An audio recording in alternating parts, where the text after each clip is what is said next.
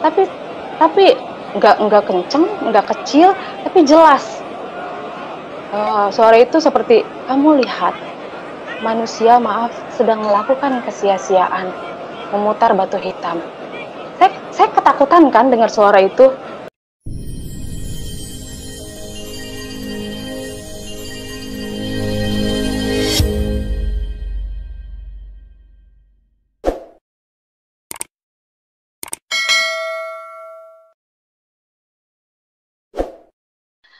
Selamat malam Bapak Ibu, Shalom semuanya. Saya berdoa semua Bapak Ibu dalam keadaan sehat semua pada malam hari ini. Terima kasih atas kesempatannya untuk saya bersaksi. Perkenalkan, nama saya Sri Mariani. Jadi sebelum jadi seorang pengikut Kristus, saya adalah seorang Muslim yang benar-benar taat. Saking saya cintanya kepada Muslim, anak saya yang pertama itu saya kasih nama Muhammad Alriansyah. Saya begitu mengagumi Nabi Muhammad. Yang kedua itu saya kasih nama Putri Alriansyah, dan yang ketiga Putri Riani Rahmadani, dan yang ketiga saya kasih nama Dinda Aryani. Sampai satu hari di bulan Juni 2014 saya berencana untuk pergi umroh. Saya pergi umroh, jadi pas saya mau pergi umroh itu Tuhan izinkan uang saya yang seharusnya saya setor itu kurang gitu. Akhirnya saya pinjam sama teman saya yang seorang Kristen gitu ya. Saya bilang saya mau pergi umroh tapi uangnya kurang gitu, saya bilang. Lalu gak tahu ya, dia baik banget gitu, dia langsung kasih gitu, dia transferin. Terus saya bercandain, kamu gak mau jadi Muslim, aku bilang gitu pas saya mau pergi. Lalu dia bilang, kamu pergi, kamu berdoa di sana, kamu cari kebenaran. Kalau untuk menjadi seorang Muslim itu tidak mungkin, karena saya terlalu cinta Yesus, kata dia gitu. Lalu mungkin dia saat itu ngomong biasa aja nyampeinnya ke saya, tapi di hati saya itu kayak tertancap gitu. Tapi saya abaikan saja gitu loh. Jadi Juni itu saya tetap pergi umroh. Lalu saya pergi umroh, sampai di sana di hari pertama biasa kita menjalankan rutinitas ibadah. Hari kedua, hari ketiga, dan di hari yang keempat, Bapak Ibu, saya itu hotelnya di Grand Zamzam. Grand Zamzam itu di Mekah, jadi dia itu connecting dengan Mekah, dengan Ka'bah. Jadi di kamar itu azan, suara pengumuman itu kedengeran di kamar saya. Jadi selesai saya melakukan tawaf, saya istirahat di kamar. Saya senderan, lalu saya buka jendela sambil melihat orang-orang lagi tawaf. Lalu entah apa, saya juga nggak ngerti itu Roh Kudus atau apa, saya nggak ngerti sama sekali. Tapi nggak kenceng, nggak kecil, tapi jelas. Suara itu seperti, kamu lihat, manusia maaf sedang melakukan kesia-siaan, memutar batu hitam. Saya ketakutan kan dengar suara itu. Apa iya? Ini suara apa? Masa pengumuman di kamar saya pengumumannya aneh gitu loh. Itu tapi jelas sekali gitu di telinga saya, Bapak Ibu. Saya abaikan, tapi hati saya sudah mulai guncang, sudah mulai galau. Karena saking saya penasarannya, saya turun lagi. Jadi hotelnya itu hotel, terus mall, terus jalan aja sedikit itu Mekah. Saya jalan lagi, saya pergi lagi ke Mekah, saya umroh lagi, saya melakukan tawaf lagi. Karena saya penasaran, saya buka, saya singkapkan gitu. Benar memang batu hitam gitu. Terus, tapi kan pergi umroh itu 14 hari, itu baru hari keempat. Saya sudah galau, sudah bimbang gitu. Tapi tetap saya melakukan dan menyelesaikannya dengan ya sudah gitu, dengan kegalauan itu. Saya pulang ke Indonesia, Saya nggak cerita sama keluarga saya nggak ngomong sama siapapun. Saya simpen sendiri dengan di hati yang terus berkecamuk gitu. Terus saking saya penasaran, saya mesti nanya ke siapa ya. Tapi sekarang kan gampang Bapak Ibu, informasi gampang kita dapatkan di handphone gitu. Lalu saya buka handphone, saya cari di YouTube gitu. Saking saya penasarannya, ada nggak guru besar, Pak Kiai dari Muslim masuk ke Kristen gitu. Saking saya penasarannya. Lalu di YouTube itu yang keluar Bapak Saifuddin Ibrahim.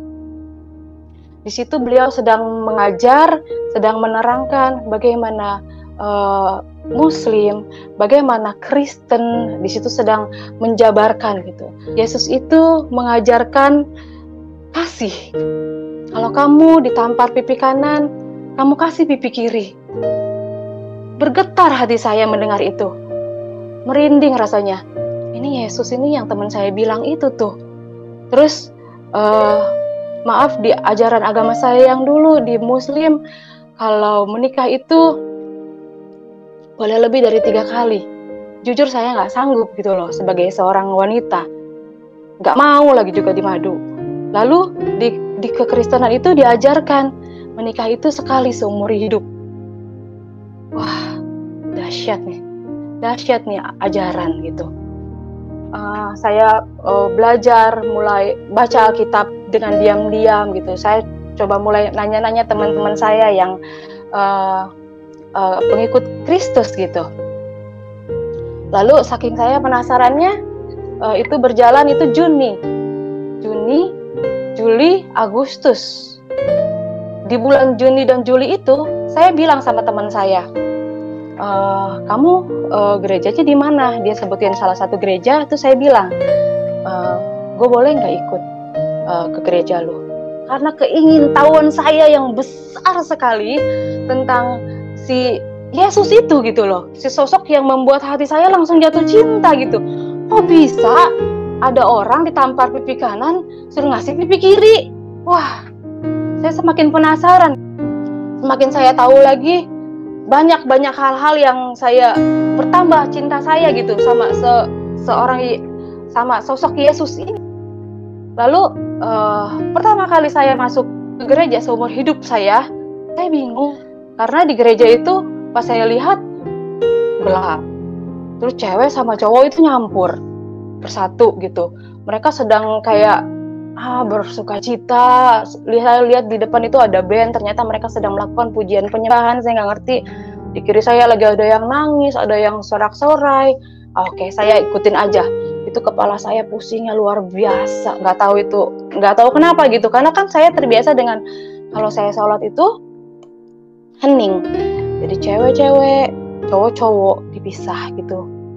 Suci, dalam keadaan suci gitu. Nah, terus berikutnya saya minta ikut lagi ke gereja. Saya semakin cinta, saya semakin tahu gitu ya.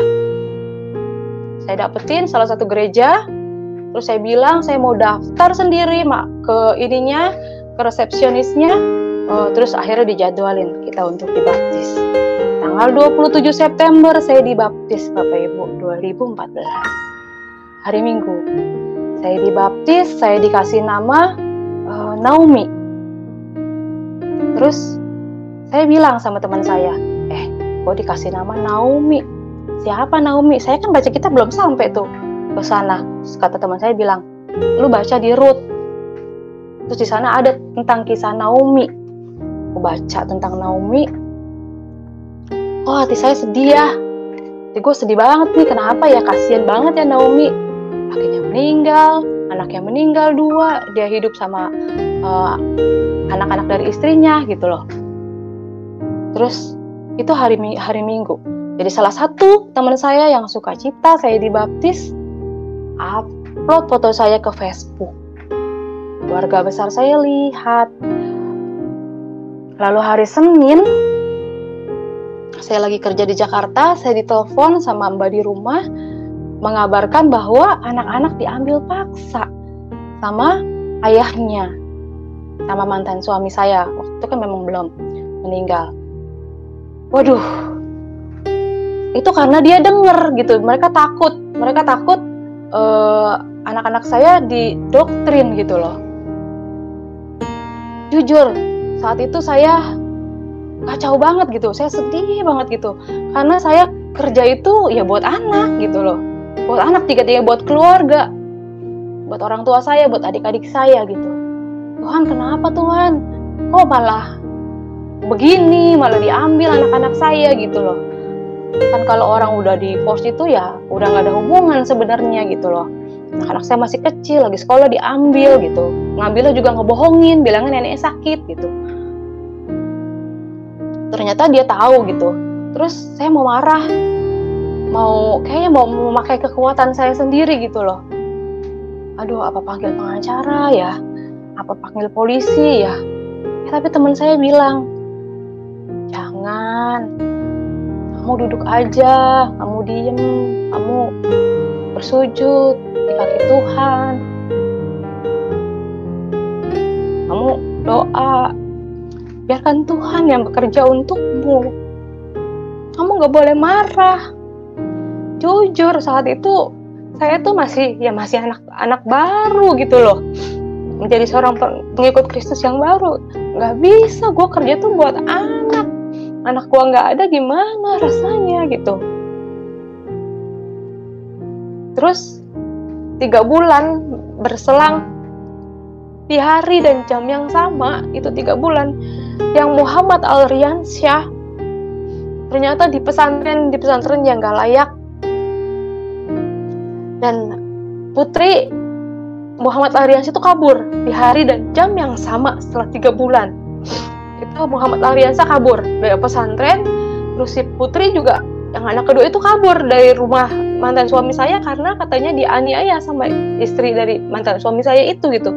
Di hari dan jam yang sama, Bapak Ibu.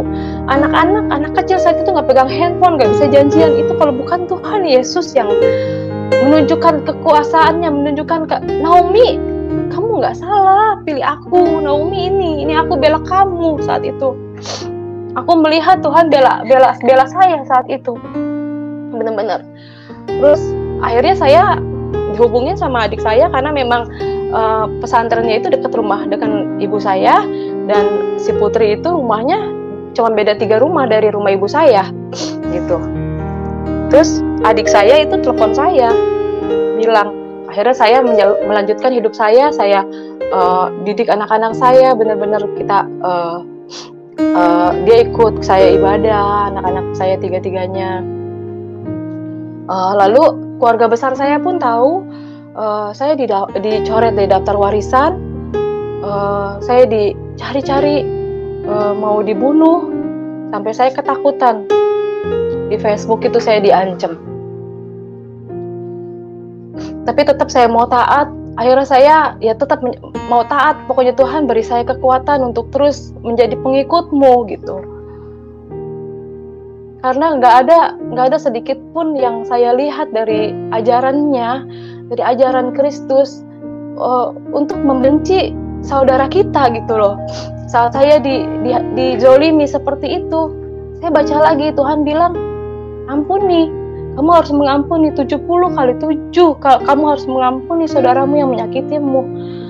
70 kali 7 itu banyak sekali, jadi nggak ada kesempatan buat saya marah gitu. Di situ saya yang benar-benar, terus saya semakin yakin gitu, semakin Tuhan memberikan ujian, semakin saya mau terus maju. Terus dengan berjalannya waktu, saya kerja ke Bali sampai satu titik, almarhum ayah saya meninggal. Saya ditelepon sama adik saya, dikabarin. Lalu saya pergi, saya pulang, saya cari pesawat yang benar-benar penerbangan pertama. Sampai saya di Jakarta, saya ditelepon sama ibu saya, Neng, maaf, nggak bisa, Neng kesini nggak bisa, nggak boleh, kita udah berembuk, keluarga besar udah memutuskan, Neng Yani nggak boleh datang ke sini untuk melihat yang terakhir kali wajah Baba gitu. Saya orang Betawi jadi manggilnya Baba. Saya bilang, ya udah Bu, kalau Yani nggak boleh lihat Baba untuk yang terakhir kalinya, gak apa-apa. Tapi urusin di hari yang terakhir ya Baba, kasih yang terbaik. Urusin pemakaman Baba benar-benar yang terbaik. Apa ya nih, ikhlas saya nggak ngelihat wajah Baba untuk yang terakhir kalinya. Untuk melihat wajah Bapak saya yang terakhir kali, masa saya nggak boleh gitu. Saya bilang, ya udah, akhirnya saya transfer uang karena kan memang saya tulang punggung keluarga ya Bapak Ibu. Saya transfer uang untuk pemakaman Baba, mereka terima. Tapi saya tetap nggak boleh datang. Ya udah, saya tetap berdoa. Saya pulang ke rumah saya istirahat, saya berdoa. Sudah, terus saya tetap melanjutkan hidup saya tetap bergereja, saya tetap melakukan ibadah saya, sambil bekerja, sambil ngurus anak-anak saya. Saya fokus, saya kerja juga di Bali. Tiba-tiba saya terima telepon lagi dari Mbak di rumah. Jadi kalau saya di Bali itu anak-anak saya tinggal di rumah. Anak saya tiga-tiganya diambil paksa lagi sama mantan suami saya. Dan itu sampai detik ini. Jadi saya pikir benar-benar diambil paksa. Mereka sampai katanya disyariatin, dikasih air biar mereka lupa sama mamahnya. Anak-anak saat itu telepon, Ma, Dina mau pulang, Dina nggak mau di sini. Sampai saya juga bingung gitu loh, kenapa kok ini dikasih lagi ya Tuhan ya gitu. Malah udah enak, anak-anak pelayanan, udah sekolah di sekolah yang layak menurut saya gitu loh. Saya pikir kan almarhum ini baru meninggal kemarin ya, Juni 2020. Oh, ayahnya udah meninggal, anak-anak bisa nih ya balik gitu. Saya pikir seperti itu. Jadi ibu kandung saya sendiri yang bilang, kalau ayahnya meninggal, jangan harap anak-anak bisa balik ke kamu, kata ibu saya gitu.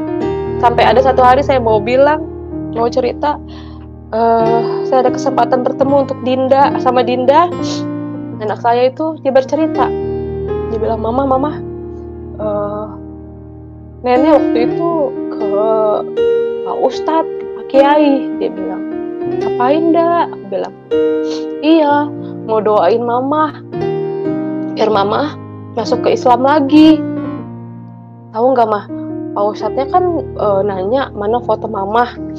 Terus nenek kasih lihat foto Mama. Terus diliatin kan fotonya. Lalu Pak Ustadznya bilang ke ibu saya, dia bilang, anak ibu udah nggak bisa didoain. Nih ibu lihat di dahinya ada salib. Dan itu yang melihat bukan ibu saya aja, di situ ada anak saya Dinda, lalu ada kalau orang Betawi bilang encing saya juga lihat gitu, 4 orang yang lihat. Dinda cerita.